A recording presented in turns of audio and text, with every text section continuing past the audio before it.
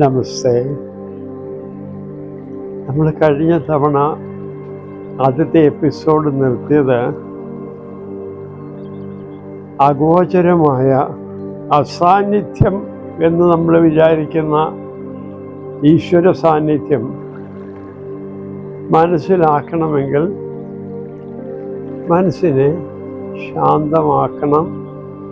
ശാന്തമായാൽ മാത്രമേ ഉള്ളിലേക്ക് പ്രവേശിക്കാൻ, നമ്മുടെ ഉള്ളിലേക്ക് കടന്നു വന്ന് നമുക്ക് ഈശ്വരൻ്റെ അനുഭവം ഉണ്ടാവുള്ളൂ. അതെങ്ങനെയാണത് അറിയേണ്ടതെന്ന് ഞാൻ നിങ്ങളെ പഠിപ്പിക്കാം എന്ന് പറഞ്ഞിരുന്നു. അപ്പം എന്തെങ്കിലും ഉള്ളിലേക്ക് എടുക്കണം എന്നുണ്ടെങ്കിൽ ആ എടുക്കാനുള്ള ഇടം കാലിയായിരിക്കണം. ഉദാഹരണത്തിന് ഞാനിപ്പോൾ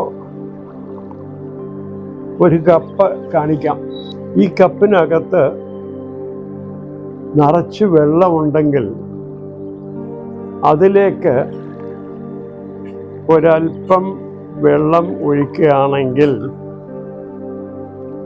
അതിനകത്ത് കൊള്ളാൻ സ്ഥലം ഉണ്ടാകില്ല. നിറഞ്ഞിരിക്കുകയാണെങ്കിൽ, ഈ കപ്പ് നിറഞ്ഞിരിക്കുകയാണെങ്കിൽ ഇതിനകത്തേക്ക് ഒന്നും ഇനിയും കൊള്ളില്ല. കൊള്ളണം എന്നുണ്ടെങ്കിൽ ആ കൊള്ളേണ്ട സംഗതി കാലിയായിരിക്കണം. സ്ക്രിപ്ചറിലൊരു വചനമുണ്ട്, മിണ്ടാതിരുന്ന് ഞാൻ ദൈവമെന്ന് നീ അറിയുക. മിണ്ടാതിരിക്കുമ്പോൾ ഉണ്ടാകുന്നത്, മനസ്സിൻ്റെ ഉള്ളിൽ ഒന്നുമില്ലാതിരിക്കുന്ന അവസ്ഥയ്ക്കാണ് ഈ മിണ്ടാതിരിക്കുക എന്ന് പറയുന്നത്. മനസ്സിനെ സ്വസ്ഥമാക്കി ശാന്തമാക്കി, വേറൊരു രീതിയിൽ പറഞ്ഞാൽ മനസ്സ് ശൂന്യമാവണം. എന്തെങ്കിലുമൊക്കെ കൊണ്ട് നിറഞ്ഞിരിക്കുകയാണെങ്കിൽ അതിലേക്ക് എന്തെങ്കിലുമൊക്കെ കുത്തിച്ചേർക്കാൻ ശ്രമിച്ചാൽ നിറയില്ല. ഈശ്വര സാന്നിധ്യം അനുഭവിക്കണമെങ്കിൽ നമ്മുടെ ഉള്ളില് ശാന്തതയുണ്ടാകണം. മനസ്സിൽ ഒരു ശൂന്യത അനുഭവപ്പെടണം.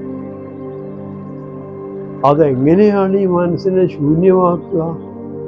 അവിടെ അത് പ്രാക്ടിക്കലായിട്ട്, പ്രായോഗികമായിട്ട് വരുമ്പോൾ അതിൽ നമുക്ക് ബുദ്ധിമുട്ട് തോന്നും. എങ്ങനെയാണ് ഈ മനസ്സിനെ ശാന്തമാക്കുക? എങ്ങനെയാണ് ഈ മനസ്സിനെ ശൂന്യമാക്കുക? ശൂന്യതയിലേക്ക് എന്തെങ്കിലും പ്രവേശിക്കാൻ ഇടമുള്ളൂ. അത് നമ്മൾ മനസ്സിലാക്കണം. അപ്പോൾ ആദ്യമായിട്ട് ഈശ്വര സാന്നിധ്യം ഉൾക്കൊള്ളണമെങ്കിൽ ഒരു ആന്തരിക ശൂന്യത അനുഭവപ്പെടണം. അത് പലതരത്തിലുള്ള മെഡിറ്റേഷനും പലതരത്തിലെ മനസ്സിനെ ഒന്നുമില്ലാത്ത ശൂന്യതയിലേക്ക് കൊണ്ടുവരാനായിട്ട് പലതരത്തിലുള്ള ഇടപെടലുകളുണ്ട്. പക്ഷെ വളരെ ലളിതമായ ഒരു സംഗതി ഞാൻ നിങ്ങളോട് പറയാം. അത് പല രീതിയിൽ നിങ്ങൾ കേട്ടിട്ടുണ്ടാവും. ഒന്ന്, നമ്മൾ ആദ്യത്തെ എപ്പിസോഡിൽ പറഞ്ഞ കാര്യം, ശ്വാസം ഒന്ന് പുറത്തേക്ക് വിടുക. എന്നിട്ട് എന്തോ ഒരു പ്രത്യേകത നമുക്ക് അനുഭവപ്പെടും എന്ന് പറഞ്ഞതുപോലെ എവിടെ ഇരുന്നാലും ശരീരം നേരെയാക്കി ഇരുന്നിട്ട് ദീർഘമായിട്ട് ശ്വാസം പുറത്തേക്ക് വിടുക. ദീർഘമായിട്ട് വിടുക എന്ന് പറഞ്ഞാൽ നമ്മളിങ്ങനെ എന്ന് ഊതുക, അല്ലെങ്കിൽ മൂക്കിൽ കൂടി ഊതുകയും ചെയ്താൽ ശൂന്യത നമുക്ക് അങ്ങനെ അനുഭവിക്കാനൊക്കില്ല. നേരെ ഇരുന്നു കൊണ്ട് വായിൽ കൂടി ചെറുതായ ഒരു സുഷിരത്തിൽ കൂടി നമ്മുടെ ശ്വാസം ദീർഘമായി പുറത്തേക്ക് വിടുക. ഇതാ നോക്കിക്കൂടെ, ഞാനിപ്പോൾ പുറത്തേക്ക് ശ്വാസം വിടാൻ പോവുകയാണ്. എൻ്റെ വായിൽ നിന്നിങ്ങനെ ഒന്ന് തുറന്നൊന്നുമല്ല ഇരിക്കുന്നത്, വളരെ സൂക്ഷ്മമായ ഒരു സുഷിരത്തിൽ കൂടി ശ്വാസം പുറത്തേക്ക് ദീർഘമായിട്ട് വിടുക.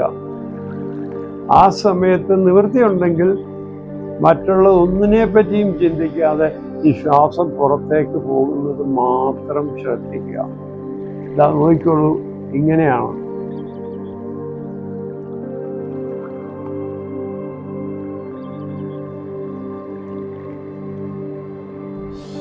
അപ്പൊ അങ്ങനെ ദീർഘമായി ശ്വാസം പുറത്തേക്ക് വിടുക.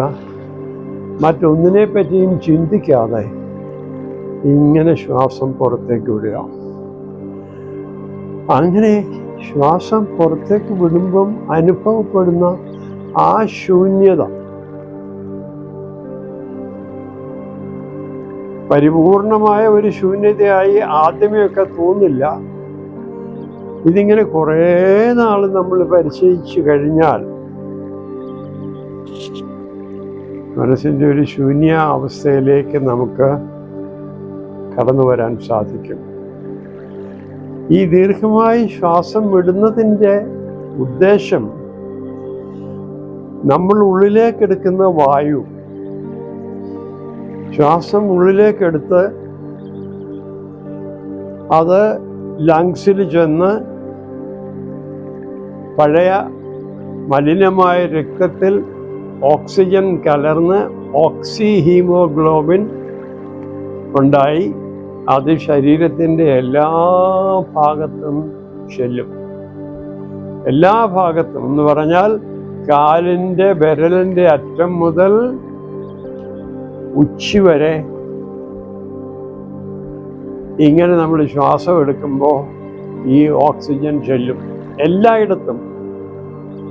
അതുപോലെ തന്നെ നമ്മൾ ശ്വാസം പുറത്തേക്ക് വിടുമ്പോൾ നമ്മുടെ ഉള്ളിലുള്ള മലിനതകൾ മുഴുവൻ പുറത്തേക്ക് പോകുകയാണ്.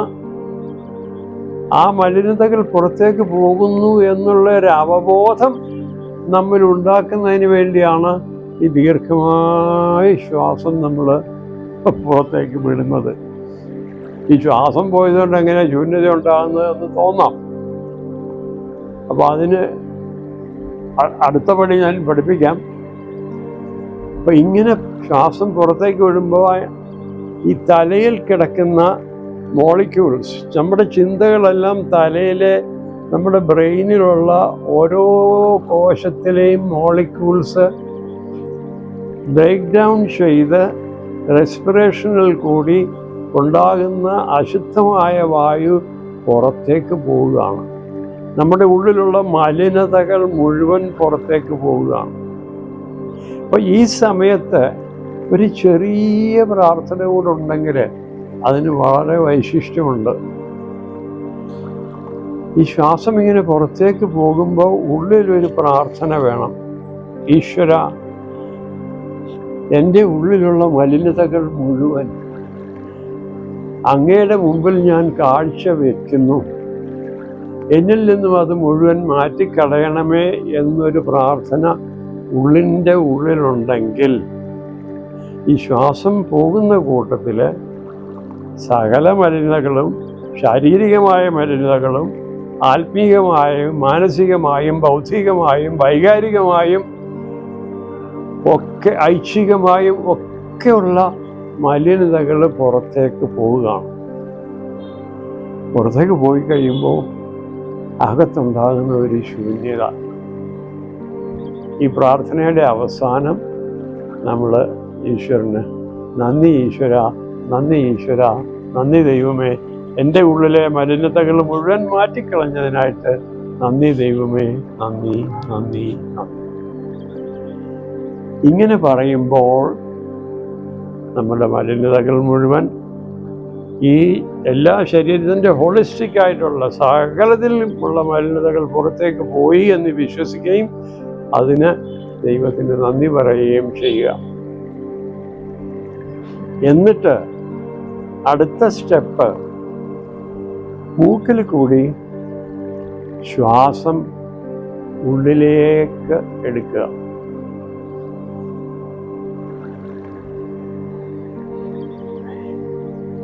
അപ്പോൾ ഈ ശൂന്യമായിരിക്കുന്ന മനസ്സിലേക്ക് മൂക്കിൽ കൂടി ഈശ്വരൻ്റെ നന്മ നമ്മൾ ഉള്ളിലേക്ക് ഉൾക്കൊള്ളുകയാണ്. ഈശ്വരൻ്റെ നന്മ കൊണ്ട് നമ്മളുടെ ഹൃദയം നിറയുകയാണ്.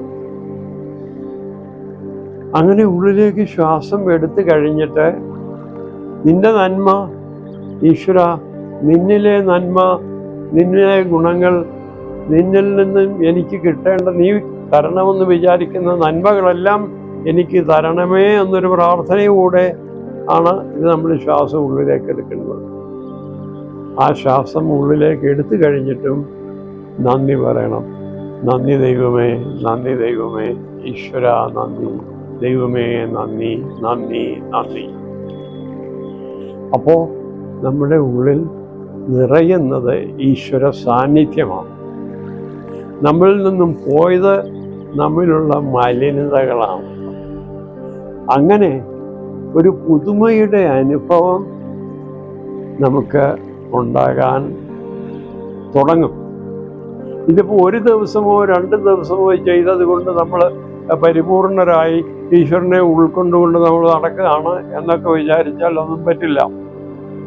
ഇത് തുടർച്ചയായി എല്ലാ ദിവസവും ഈ എക്സ്പെഞ്ചിങ് അല്ലെങ്കിൽ പുറത്തേക്ക് മലിനതകൾ വിടുകയും ഉള്ളിലേക്ക് ഈശ്വരൻ്റെ നന്മ ആവഹിക്കുകയും ചെയ്യുകയാണെങ്കിൽ കുറേശ്ശെ പതിയെ ഈശ്വര സാന്നിധ്യം നമ്മൾ അനുഭവിക്കാൻ തുടങ്ങും.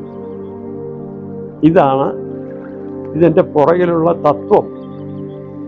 പക്ഷെ ഈ തത്വം 1-2 ദിവസം ചെയ്തതുകൊണ്ട് ഇത് നടപ്പിലാകുമെന്ന് നിർബന്ധമില്ല.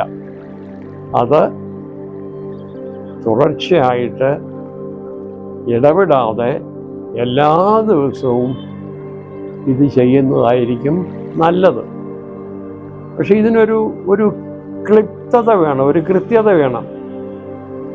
എല്ലാ ദിവസവും ഒരേ സമയം തന്നെ ചെയ്യണം. അത് നമ്മൾ ഒരു ദിവസം നമ്മൾ എണീറ്റ് കഴിഞ്ഞാൽ പല കാര്യങ്ങളിൽ ഇടപെടും, പല ചിന്തകളുണ്ടാകും, ക്രോധമുണ്ടാകും, വൈരാഗ്യമുണ്ടാകും, മനുഷ്യരോട് പല രീതിയിലുള്ള വികാരങ്ങളൊക്കെ നമ്മെ ഭരിക്കും. ഇതൊക്കെ ഉണ്ടാകുന്നതിന് മുമ്പേ അതിരാവിലെ എണീറ്റ് കഴിഞ്ഞാൽ, രാവിലെ എണീറ്റ് ടോയ്ലറ്റിലൊക്കെ പോയൊക്കെ വന്നു കഴിഞ്ഞ് മുഖമൊക്കെ കഴിയുമൊക്കെ കുറച്ച് ശുദ്ധമായിട്ടിരുന്നതിന് ശേഷം ഈ പ്രക്രിയ നടത്തുകയാണെങ്കിൽ നമുക്ക് ഈശ്വര ദർശനം പതിയെ ഉണ്ടാകാനായിട്ട് തുടങ്ങും. അത് കുറേ നാളങ്ങനെ കഴിയുമ്പോൾ നമ്മളുടെ ഉള്ളിൽ ഒരു ശുദ്ധതയും ഈശ്വര സാന്നിധ്യവും കൊണ്ട് നിറയും. അങ്ങനെ നിറഞ്ഞു കഴിഞ്ഞാൽ പിന്നെ നമ്മൾ പെരുമാറുന്നത് ആ ഈശ്വര സാന്നിധ്യം ഉൾക്കൊണ്ടുകൊണ്ടാണ് പെരുമാറുന്നത്. ഈശ്വരനെ പറ്റി നമ്മൾ പറയുന്നത് ദൈവം സ്നേഹമാണ്. ദൈവം സ്നേഹമാണെങ്കിൽ ഈശ്വരൻ നമ്മിൽ കുടികൊള്ളുന്ന എന്ന് നമുക്ക് തോന്നുകയാണെങ്കിൽ പിന്നെ നമ്മൾ മറ്റുള്ളവരോട് ഇടപെടുമ്പോൾ ആ സ്നേഹത്തിലായിരിക്കും നമ്മളുടെ ഇടപെടലുകൾ. ആ സ്നേഹത്തിനെ പറ്റി ഇനി നമുക്ക് അടുത്ത എപ്പിസോഡിൽ നമുക്ക് പഠിക്കാം. Okay, thank you.